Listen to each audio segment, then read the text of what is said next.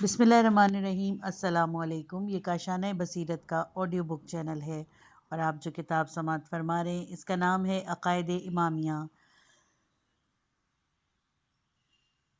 اس کے مؤلف ہیں آیت اللہ عظمی جعفر سبحانی اور اس کا ترجمہ کیا ہے حجت الاسلام مولانا سید قلبی حسین رضوی نے۔ آئیے سنتے ہیں اس کا پارٹ نمبر 13 صفحہ نمبر 199۔ نمبر 3، حدیث سفینہ۔ پیغمبر اسلام صلی اللہ علیہ وآلہ وسلم نے اپنے اہل بیت کو حضرت نوح علیہ السلام کی کشتی سے تشبیہ دے دی ہے کہ جو اس میں سوار ہوا اس نے نجات پائی اور جس نے اس میں سوار ہونے کی مخالفت کی وہ غرق ہوا۔ آپ صلی اللہ علیہ وآلہ وسلم نے فرمایا: الا ان مثل اہل البیت فیکم من مثل سفینۃ نوح فی قومہ من رکبها نجا ومن تخلف عنہما غرق۔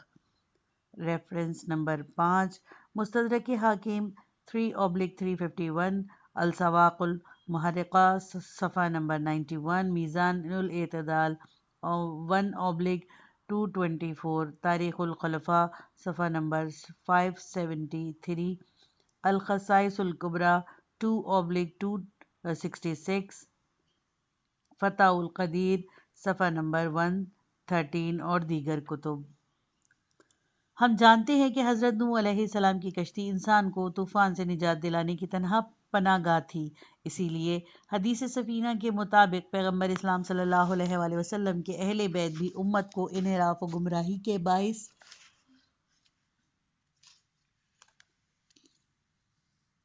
بننے والے ناگوار حوادث سے نجات دلانے کا تنہا وسیلہ ہیں۔ نمبر 4، حدیث امان امت۔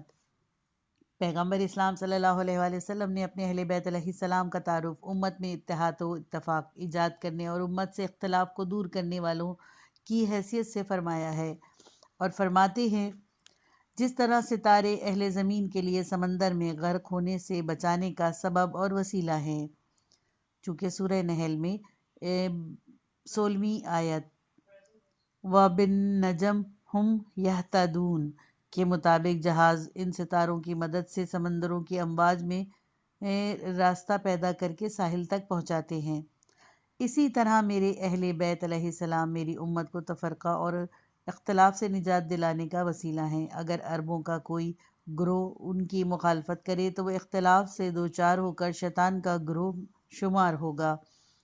نمبر 5، حدیث ثقلین۔ حدیث ثقلین متواتر اسلامی حدیث میں سے ہے جس کو شیعہ سنی علماء نے حدیث کی کتابوں میں نقل کیا ہے۔ پیغمبر خدا صلی اللہ علیہ وآلہ وسلم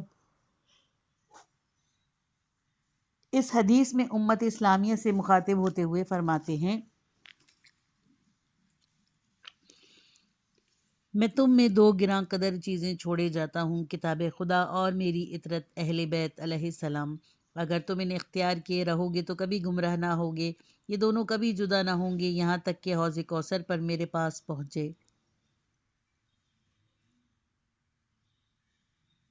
ریفرنس نمبر 1، صحیح مسلم 7/122، سنن ترمذی 2/307، سنن دارمی 2/432، مسند احمد 3/14، 17، 22 and 59، 4/366، 371، 582 اور 189۔ خصائص العلویہ نسائی صفحہ نمبر 20، مستدرک حاکم 3/109، 148، 533 اور دیگر کتب۔ ضمناً اس بارے میں نشریات دار التقریب بین المذاہب الاسلامیہ قاہرہ مطبع تحمیر کے مجلہ حدیث ثقلین کی طرف سے بھی رجوع کیا جا سکتا ہے۔ یہ حدیث قرآن مجید کے دوش بدوش اہل بیت علیہ السلام کے علمی مربوحیت کو واضح طور پر ثابت کرتی ہے اور مسلمانوں کے لیے اس امر کو ضروری قرار دیتی ہے کہ کتاب خدا کے ساتھ ساتھ اہل بیت علیہ السلام کی رہبری کی طرف بھی رجوع کرے۔ لیکن افسوس کا مقام ہے کہ کچھ لوگ در اہل بیت علیہ السلام کے علاوہ ہر دروازے پر دستک دیتے ہیں۔ حدیث ثقلین جس کے بارے میں شیعہ سنی متفق ہیں، دنیا کے تمام مسلمانوں کو امت واحدہ کے طور پر آپس میں جمع کا اتفاق ہے۔ امت اسلامیہ کو چاہیے تھا کہ پیغمبر اسلام صلی اللہ علیہ وآلہ وسلم کی رحلت کے بعد امت کے سیاسی قائد کو انتخاب کے سلسلے میں تفرقہ و اختلاف کے بجائے اہل بیت علیہ السلام کی علمی مرجعیت کی طرف رجوع کر کے اتحاد و اتفاق کی فضا قائم کرتے۔ اصولی طور پر خلفاء کی خلافت کے زمانے میں بھی علمی مرجعیت عملاً حضرت علی علیہ السلام کے ہاتھوں میں ہی تھی، اور شرعی مسائل و اختلافات حضرت علی علیہ السلام کے ذریعے ہی حل ہوتے۔ حقیقت میں جس دن اہل بیت علیہ السلام پیغمبر صلی اللہ علیہ وآلہ وسلم کو امت کی قیادت سے علیحدہ کیا گیا، اس دن فرقہ گرائی بھی شروع ہو گئی اور ایک کے بعد ایک کلامی فرقے وجود میں آتے رہے۔ 87ویں اصل: مذکورہ احادیث کے مطابق پیغمبر اسلام صلی اللہ علیہ وآلہ وسلم نے بعض اوقات عمومی اور بعض خصوصی طور پر واضح انداز میں اپنے جانشین کا تعارف کرایا۔ یہ احادیث آگاہ حقیقت پسند لوگوں کے لیے تمام حجت ہے۔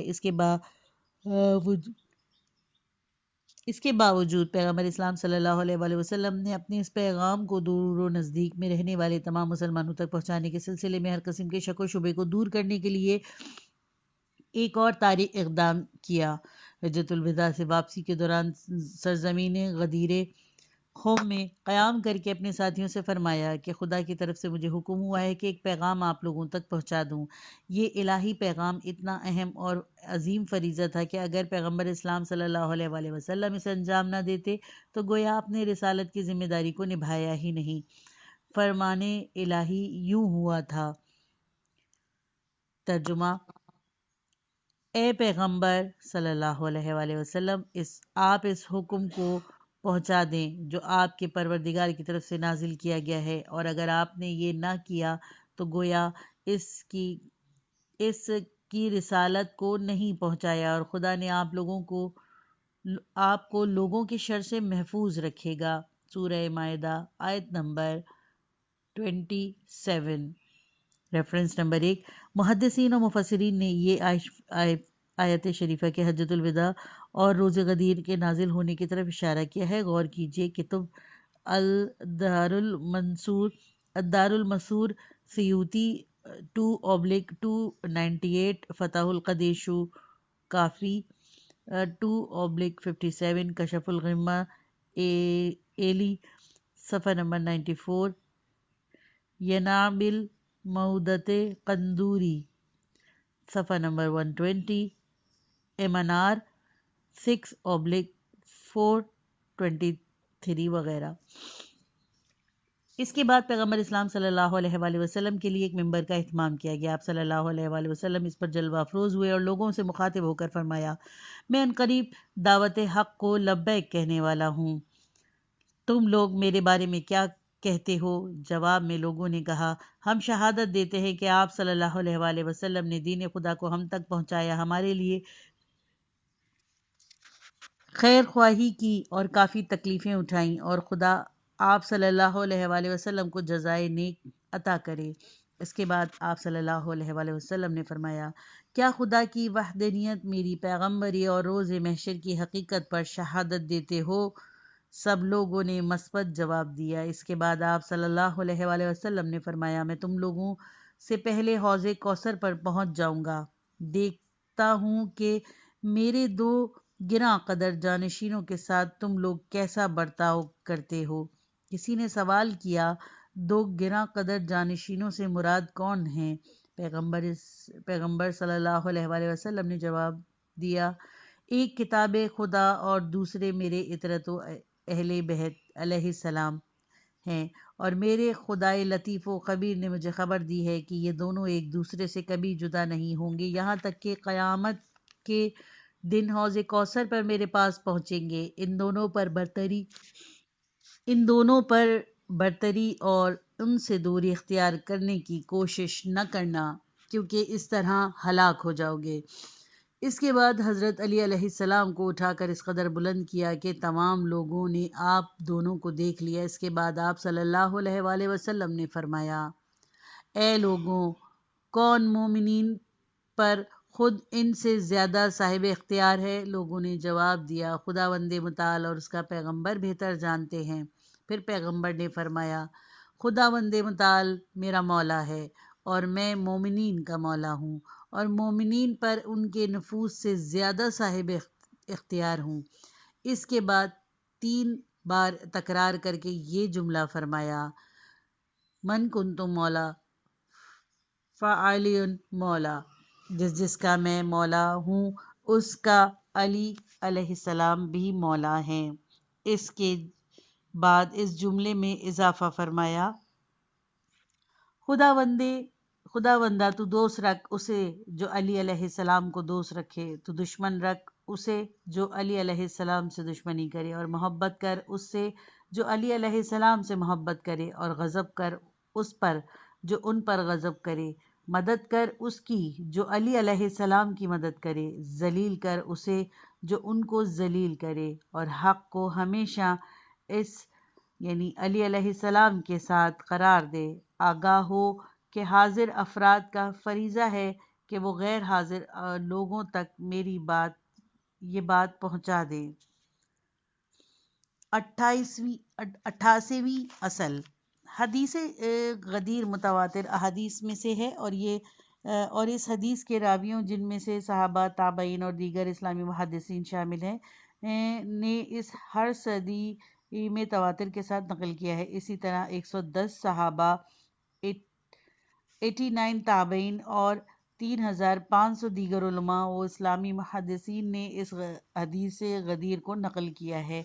اس تواتر کے پیش نظر اس حدیث کی اصالت اور اعتبار پر کسی قسم کا شک و شبہ ممکن نہیں۔ اس طرح کئی علماء نے حدیث غدیر پر مستقل کتابیں لکھی ہیں، جن میں جامع و کامل ترین کتاب جس میں اس حدیث کی تمام اسناد کو جمع کیا گیا، علامہ عبد الامینی 1320 سے 1390 تک کے دور کی کتاب الغدیر ہے۔ اب یہ دیکھنا چاہیے کہ پیغمبر اکرم صلی اللہ علیہ وآلہ وسلم اور علی علیہ السلام کے مولا ہونے کا مقصد کیا ہے۔ بہت سے قرائن اور اس کے امر کی دلالت کرتے ہیں کہ اس کی تعبیر کا مقصد امت کی قیادت اور رہبری ہے۔ ہم ان قرائن میں سے بعض کی طرف اشارہ کرتے ہیں۔ نمبر 1، غدیر کے واقعے میں پیغمبر اسلام صلی اللہ علیہ وآلہ وسلم نے زائرین بیت اللہ کے کاروان کو شدید گرمی کے دنوں میں دوپہر کے وقت ایک بنجر بیاب و گیا سرزمین پر ٹھہرنے کا حکم فرمایا۔ گرمی کا یہ عالم تھا کہ لوگوں نے اپنی آبا کے آدھے حصے کو اپنے سروں پر اوڑھ لیا تھا اور باقی آدھے حصے کو اپنے نیچے فرش کے طور پر بچھایا تھا۔ قدرتی بات ہے کہ اس تمہید و اہتمام کے بعد پیغمبر اسلام صلی اللہ علیہ وآلہ وسلم کا کوئی ایسا کلام فرمانا ہوگا جو امت کی ہدایت میں کلیدی اہمیت کا حامل اور تقدیر ساز ہو۔ حقیقت میں مسلمانوں کے لیے جانشین کے تقرر، جو مسلمانوں کے اتحاد کی بنیاد اور ان کے حافظ ہو، کے علاوہ کون سی چیز کلیدی اور تقدیر ساز ہو سکتی تھی؟ پیغمبر اسلام صلی اللہ علیہ وآلہ وسلم نے حضرت علی علیہ السلام کی ولایت کا اعلان کرنے سے پہلے اسلام کے 3 بنیادی اصولوں یعنی توحید، نبوت اور مات کا ذکر فرمایا اور لوگوں سے اس سلسلے میں اقرار بھی کیا۔ پھر اس پیغام الہی کو پہنچایا۔ اس پیغام کے اصول دین کے اقرار سے متصل ہونے سے اس کی اہمیت کا بخوبی اندازہ لگایا جا سکتا ہے۔ صاف ظاہر ہے کہ اس عظیم اور غیر معمولی اجتماع کا مقصد کسی خاص شخصیت کی دوستی کے اعلان جیسا ایک عادی و معمولی مسئلہ نہیں ہو سکتا ہے۔ حضرت صلی اللہ علیہ وآلہ وسلم نے خطبے کے شروع میں اپنی قرب الواقع رحلت کی خبر دی، جس بات کی دلیل ہے کہ آپ صلی اللہ علیہ وآلہ وسلم اپنے بعد اپنی امت کے بارے میں فکر مند تھے۔ لہٰذا اس سے کیا بہتر اور ضروری بات ہو سکتی تھی کہ آپ صلی اللہ علیہ وآلہ وسلم نے اس نازک موقع پر آئندہ کے لیے کوئی چارہ جوئی کرتے تاکہ آپ صلی اللہ علیہ وآلہ وسلم کا دین آنے والے حوادث کے طوفانوں کے خطرے میں نہ پڑے۔ الہی پیغام کو بیان کرنے سے پہلے آپ صلی اللہ علیہ وسلم نے اپنی مولویت اور اولویت کا ذکر کرتے ہوئے فرمایا، خداوند متعال میرا مولا ہے اور میں مومنین کا مولا ہوں اور ان کے بارے میں ان کے اپنے نفوس سے زیادہ صاحب اختیار ہوں۔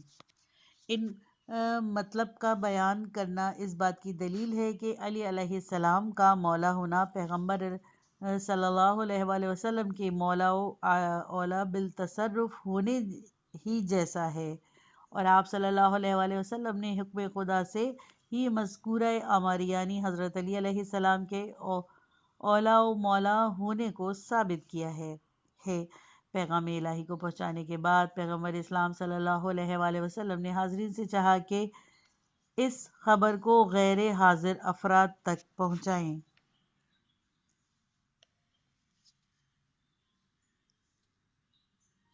79ویں اصل تاریخ اسلام گواہ ہے کہ پیغمبر اسلام صلی اللہ علیہ وآلہ وسلم کے دشمن آپ صلی اللہ علیہ وآلہ وسلم کی الہی دعوت کو نابود کرنے کے لیے مختلف طریقوں سے آپ پر سحر و جادو کی تہمت لگانے سے بستر خواب پر قتل کرنے کے منصوبوں تک سازشوں پر سازشیں کرتے رہے، لیکن ان تمام موقعوں پر خداوند متعال کی مدد سے آپ کے شامل حال رہی اور اس نے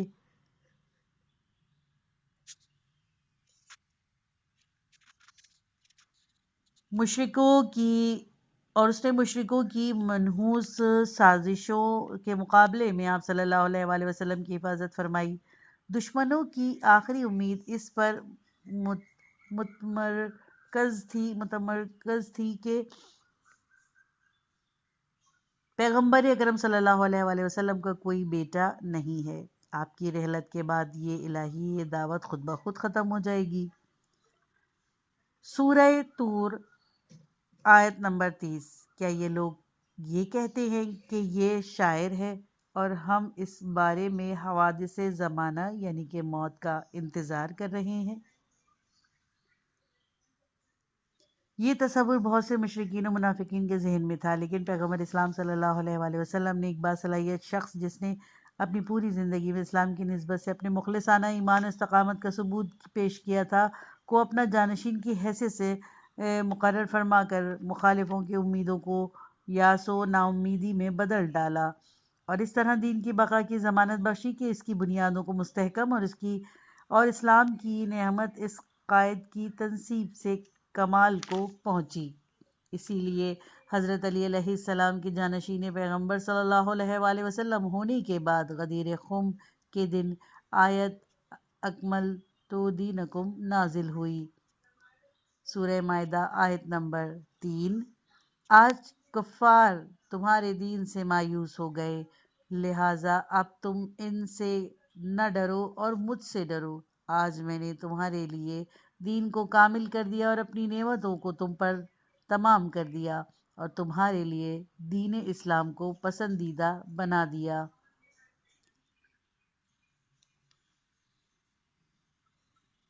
ریفرنس نمبر 1 اور ریفرنس نمبر 2۔ Reference number 1۔ صحابہ اور تابعین کی ایک جماعت نے مذکورہ آیات کو واقع غدیر سے مربوط جانا ہے، جیسے ابو سعید خدری، زید بن ارقم، جابر بن عبداللہ انصاری، ابو حریرہ، مجاہد مکی۔ مذکورہ افراد کی روایت کے بارے میں مزید آگاہی کے لیے درج ذیل منابع کا مطالعہ کیا جا سکتا ہے۔ ابو جعفر طبری نے کتاب الولایہ، حافظ ابن مردویہ اصفہان نے ابن کثیر کی تفسیر کی جلد دوم سے نقل کرتے ہوئے، ابو نعیم اصفہانی نے کتاب ما نزل من القرآن فی علی خطیب بغدادی نے اپنی کتاب تاریخ جلد 8، حافظ ابو سعید سجستانی نے کتاب الولایہ، حافظ ابو القاسم حسکانی، ابن عساکر، شافی سیوطی نے الدرر المنثور 2/295 سے نقل کرتے ہوئے، خطیب خوارزمی نے کتاب مناقب میں جن کی عبارتوں کو الغدیر 123 اور 132 میں نقل کیا ہے۔ Reference number 2۔ فخر رازی میں اپنی تفسیر میں لکھتے ہیں، اس آیت کے نازل ہونے کے بعد پیغمبر اسلام صلی اللہ علیہ وآلہ وسلم نے 81 یا 82 دن سے زیادہ زندہ نہ رہے اور اس کے بعد کسی قسم کی نسخ یا تبدیلی واقع نہیں ہوئی۔ اس لحاظ سے یہ بھی نہیں پتہ چلتا کہ یہ آیت غدیر کے دن نازل ہوئی ہے، جو 18 ذی الحجہ سال حجت الوداع کی تاریخ تھی، چونکہ اہل تسنن کے مطابق پیغمبر اسلام صلی اللہ علیہ وآلہ وسلم نے 12 ربیع الاول کو رحلت فرمائی، اور اگر 3 مہینے 29 دن کے حساب کیے جائیں تو وہی 82 دن ہوتے ہیں۔ تفسیر الفخر رازی 3/329۔ تاریخی واقعہ سے یہ بھی معلوم ہوتا ہے، مذکورہ متواتر روایتوں کے علاوہ، جن سے یہ ثابت ہوتا ہے کہ پیغمبر اسلام صلی اللہ علیہ وآلہ وسلم کی جانشینی کا مسئلہ ایک الہی مسئلہ ہے اور اس میں لوگوں کا کوئی عمل دخل نہیں ہے۔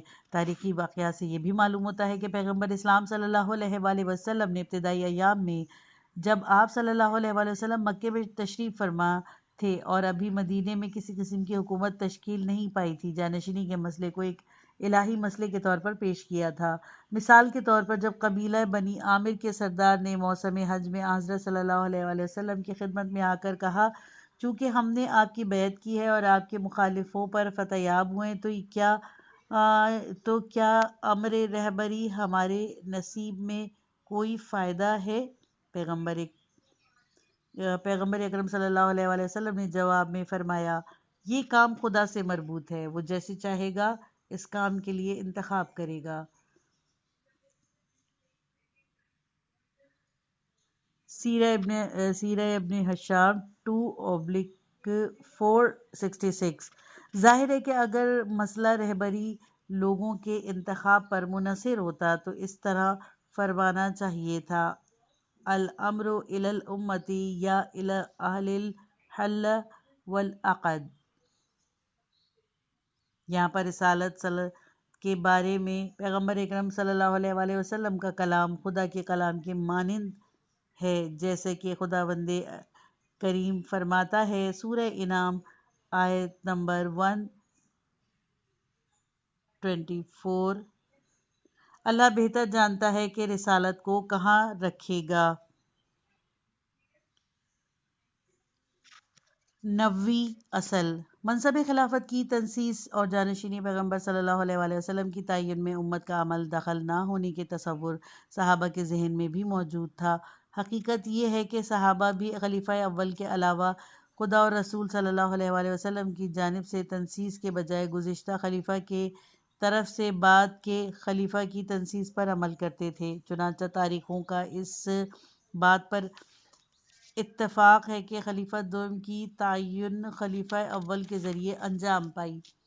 یہ تصور محض تاریخی نص تاریخ کے خلاف ہے کہ خلیفہ دوم کا قطعی تعین ابوبکر کے ذریعے انجام نہیں پایا تھا، بلکہ اس تعین میں تجویز کا پہلو تھا، اسی لیے کہ ابھی خلیفہ اول زندہ تھے کہ اصحاب پیغمبر صلی اللہ علیہ وآلہ وسلم کی طرف سے اعتراض ہوا، اور اعتراض کرنے والوں میں سے ایک زبیر تھے۔ ظاہر ہے کہ اگر یہ تعین صرف ایک تجویز ہوتی تو اصحاب پیغمبر صلی اللہ علیہ وآلہ وسلم کی طرف سے اعتراض کا سوال ہی پیدا نہ ہوتا۔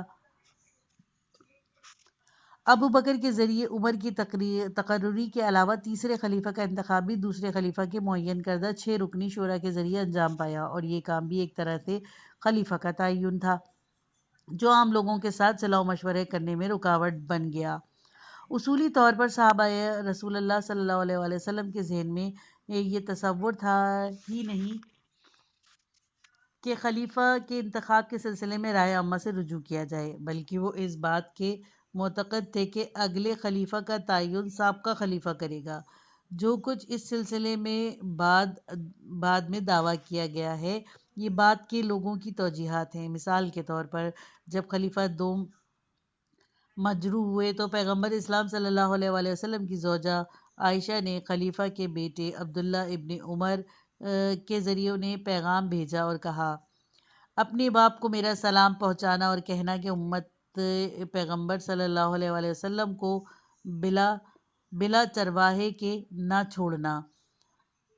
الامۃ والسیاسۃ 1/32۔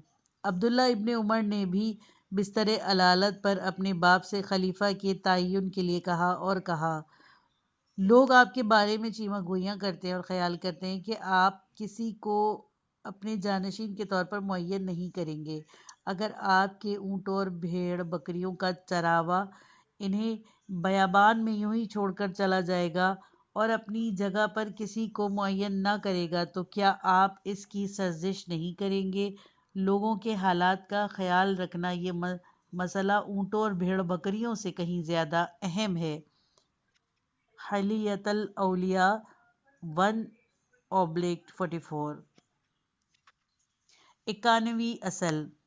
بحث امامت کی ابتدا میں ہم نے اشارہ کیا کہ مسلمانوں کے عقیدے کے مطابق امام و خلیفہ وہ شخص ہے جو پیغمبر اسلام صلی اللہ علیہ وآلہ وسلم کے فرائض یعنی شریعت لانے کے علاوہ بھی نبھاتا ہے۔ ذیل میں ہم ان فرائض میں سے چند اہم فریضوں کی طرف اشارہ کرتے ہیں تاکہ امامت کا مقام اور اس کی اہمیت کو واضح کیا جا سکے۔ الائمۃ والسیاسۃ 1/32 والحلیۃ الاولیاء 1/44۔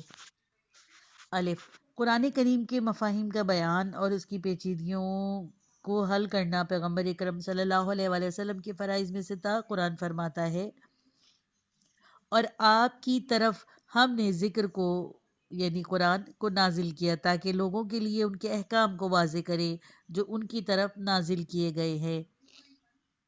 ب، شرعی احکام کا بیان حضرت صلی اللہ علیہ وآلہ وسلم کے دیگر فرائض میں سے ایک تھا۔ ان میں سے بعض کو آیات قرآن کی تلاوت اور بعض کو سنت کے ذریعے بیان فرماتے تھے۔ حضرت صلی اللہ علیہ وآلہ وسلم احکام کو زمانے کے حوادث کے مطابق ترجیحاً بیان فرماتے تھے اور طبیعت امر کا تقاضا یہ تھا کہ یہ فریضہ جاری رہے۔ حالانکہ احکام کے بارے میں پیغمبر اسلام صلی اللہ علیہ وآلہ وسلم سے نقل شدہ احادیث جو ہم تک پہنچی ہیں 500 سے زائد نہیں ہیں۔ الوحی الحمد صفحہ 212 طبع ششم۔ اور یہ امر مسلم ہے کہ فقہ کے موضوع پر احادیث کی یہ تعداد قانون سازی کے قلمرو میں امت اسلامیہ کو خود کفیل نہیں کر سکتی۔ جیم، چونکہ پیغمبر اکرم صلی اللہ علیہ وآلہ وسلم محور حق تھے اور امت میں عقائد کے سلسلے میں ہر قسم کی انحراف کو اپنی توجیہات اور بروقت اقدام سے روکتے تھے، لہٰذا آپ صلی اللہ علیہ وآلہ وسلم کی حیات کے دوران آپ صلی اللہ علیہ وآلہ وسلم کے وجود کی وجہ سے امت کے اندر تفرقہ و تشدد پیدا نہ ہوا۔ دال، دینی اور اعتقادی مسائل کا جواب دینا پیغمبر اکرم صلی اللہ علیہ وآلہ وسلم کی ایک ذمہ داری تھی ہے۔ گفتار اور رفتار کے ذریعے معاشرے کے لوگوں کی تربیت کرنا۔ واو، اسلامی معاشرے میں عدل و انصاف اور امن و امان برقرار رکھنا پیغمبر اکرم صلی اللہ علیہ وآلہ وسلم کے فرائض میں سے تھا۔ زال، دشمنوں کے مقابلے میں اسلامی سرحدوں اور اثاثوں کی حفاظت کرنا بھی آپ صلی اللہ علیہ وآلہ وسلم کے فرائض میں شمار ہوتا تھا۔ مؤخر ذکر کے دو ذمہ داریوں کو ممکن ہے کہ لوگوں کو متنبع رہبر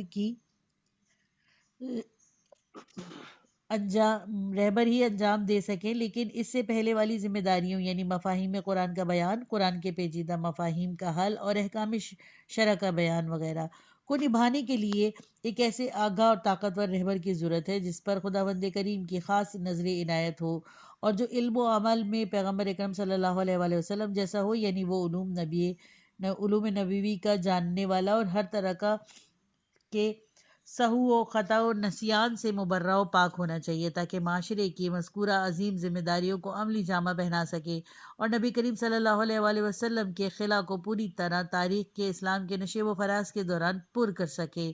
ایسا شخص اگرچہ علوم نبوی کا حامل ہوگا لیکن نہ پیغمبر ہوگا نہ کسی شریعت کی بنیاد رکھنے والا ہوگا۔ مزید یہ کہ منصب امامت اور منصب نبوت یکساں نہیں ہے۔ ظاہر ہے کہ اس قسم کی شخصیت کا تعین جو علم و دانش میں عام لوگوں سے بالاتر ہو صرف حکم الہی کے تحت پیغمبر اکرم صلی اللہ علیہ وآلہ وسلم کے ذریعے ہی ممکن ہے۔ اس کے علاوہ یہ بھی ظاہر ہے کہ مذکورہ اغراض و مقاصد کی تعمیل کا دار و مدار بھی اس بات پر ہے کہ لوگ پیغمبر کی طرف سے معین شدہ جانشین و رہبر کی حمایت و اطاعت کریں۔ چونکہ تعین الہی اور اعلان پیغمبر صلی اللہ علیہ وآلہ وسلم مذکورہ اغراض کی تکمیل کے لیے شرط کافی نہیں ہے کہ لا رأی لمن لا یتبع کی، چنانچہ قرآن پیغمبر و اکرم صلی اللہ علیہ وآلہ وسلم کے سلسلے میں بھی ایک قضیہ ایسے ہی تھا اور ہے۔ پیغمبر اسلام صلی اللہ علیہ وآلہ وسلم کی رحلت کے بعد منفی واقعات اور مسلمانوں میں تفرقے کا وجود آنا اس لیے نہیں تھا کہ پیغمبر اسلام صلی اللہ علیہ وآلہ وسلم نے نعوذ باللہ اپنے حکیمانہ فریضے پر عمل نہیں کیا اور اپنے بعد امت کی باغ ڈور سنبھالنے کے لیے کوئی بنیادی منصوبہ نہیں بنایا، یا آپ کا منصوبہ ناقص تھا، بلکہ اس کی وجہ یہ تھی کہ امت کے بعض افراد نے اپنی رائے اور نظریے کو پیغمبر اکرم صلی اللہ علیہ وآلہ وسلم کی رائے اور نظریے پر مقدم قرار دے کر اپنی ذاتی مصلحت اندیشی کو خدا اور اس کے رسول صلی اللہ علیہ وآلہ وسلم کی نص پر ترجیح دے دی۔ اور یہ صرف ایک حادثہ نہیں ہے جو تاریخ اسلام میں رونما ہوا، بلکہ تاریخ اسلام میں ایسے بہت سے حوادث پیش آئے ہیں۔ سید عبد الحسین شرف الدین عاملی کی کتاب الاسس والاجتہاد میں ملاحظہ فرمائے۔ یہ پارٹ ختم ہوا، کتاب کا اگلا حصہ نیکسٹ پارٹ میں سنیے۔